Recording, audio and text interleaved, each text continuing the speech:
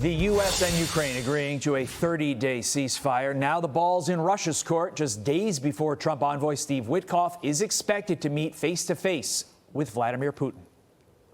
I think it's a big difference between the last visit you saw at the Oval Office and this. So that's a total ceasefire. Ukraine has agreed to it, and hopefully Russia will agree to it. I think the ceasefire is very important. If we can get Russia to do it, that'll be great. If we can't, we just keep going on and people are going to get killed. Lots of people. Fox News contributor Dan Hoffman is a former CIA station chief, joins me now. Dan, big picture, before we get into the specifics, is this a good deal?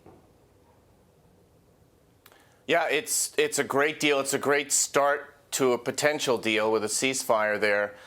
It's a diplomatic probe, and a very public one at that, where the United States has gotten Ukraine to agree to a ceasefire without any preconditions, without any security guarantees that President Zelensky had wanted. And now we'll see what Russia chooses to do. You were the former CIA station chief in Moscow, so you understand Russia, you understand Vladimir Putin. How do you expect him to respond to this deal? Well, that's the key question, and I would note that Director Ratcliffe has just re-engaged with his counterpart, Russian Foreign Intelligence Director Sergei Narishkin. They haven't had working-level contacts in some time, and so that will help inform the United States of Russia's plans and intentions.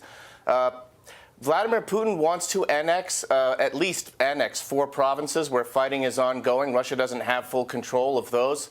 He's going to want to limit any foreign troops that are deployed to Ukraine after a settlement to this war, and he doesn't want Ukraine to join NATO. Those are all parts of a post-conflict deal. And Ukraine, of course, wants security guarantee. So the question for Russia is, do they want to pause in the fighting? Would they agree to a ceasefire? If past is prologue, they won't. They've broken ceasefires, most recently in 2019. But this time might be different.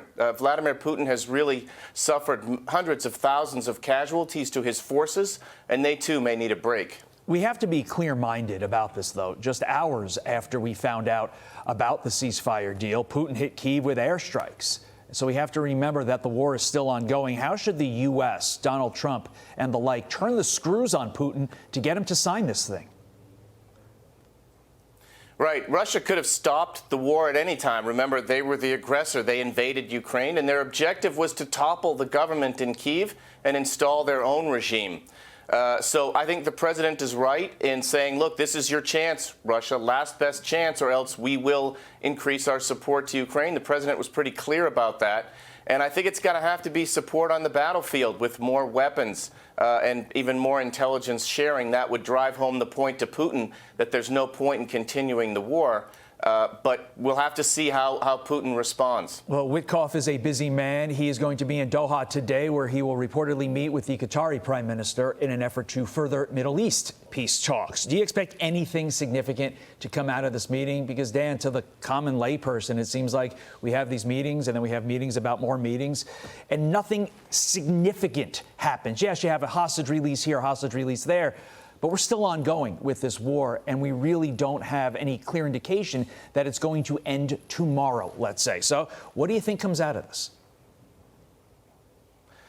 Yeah, look, Israel hasn't achieved their strategic objective, which was to destroy Hamas. There are still Hamas fighters in Gaza, obviously, and looming over any continuation of a ceasefire is this idea of post-conflict reconstruction in Gaza and what happens to Hamas.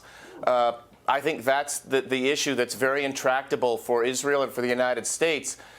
You've got 2 million Palestinians, but a healthy number of them, obviously, Hamas militants and Palestinian Islamic Jihad. So how do we reconstruct Gaza? What sort of a peace deal do we get?